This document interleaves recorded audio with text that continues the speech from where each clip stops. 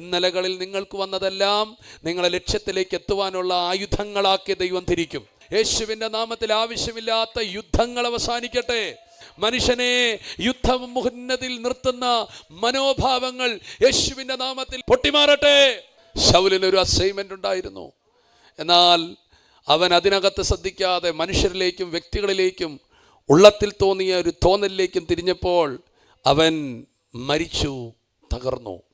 എന്നാൽ ശൗലിന് പകരമായി ദൈവം ആ സമയത്ത്, പകരമെന്നല്ല സമയത്ത്, ദൈവം ദാവീദിനെ എഴുന്നേൽപ്പിക്കുക. ദാവീദ് ആദ്യം ചെയ്യുന്ന ശുശ്രൂഷ പെട്ടകത്തെ തിരിച്ചു കൊണ്ടുവന്നു. ആമേൻ. ശത്രുക്കളെ, ദൈവജനത്തിന് വിരോധമായിരിക്കുന്ന ശത്രുപാളയങ്ങളെ തകർത്തു. ശൗൽ ചെയ്യേണ്ട അമാലേക്കിനെ തകർത്തു. അവൻ്റെ ജീവിതം ഇങ്ങനെ പോവാണ്. ആർക്കൊക്കെയോ പൂർത്തീകരിക്കേണ്ടതെല്ലാം അവൻ പൂർത്തീകരിക്കുകയാണ്. നിങ്ങളുടെ ജീവിതം കൊണ്ട് അങ്ങനെ സംഭവിക്കണം. പിതാക്കന്മാർക്ക് പൂർത്തീകരിക്കാൻ കഴിയാത്തതൊക്കെ പൂർത്തീകരിപ്പാൻ ദൈവം നിങ്ങളെ സഹായിക്കട്ടെ. നിങ്ങൾ സ്തോത്രം പിതാക്കന്മാരുടെ അടിസ്ഥാനങ്ങൾ ഇടും. ആമേൻ. പുരാതന ശൂന്യങ്ങളെ പണിയും.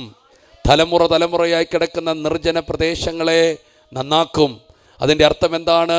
അവർ ചെയ്യാൻ തുടങ്ങിയത് പൂർത്തീകരിക്കാൻ കഴിഞ്ഞില്ല, അതിന് പകരം ദൈവം നിന്നെ എഴുന്നേൽപ്പിക്കും.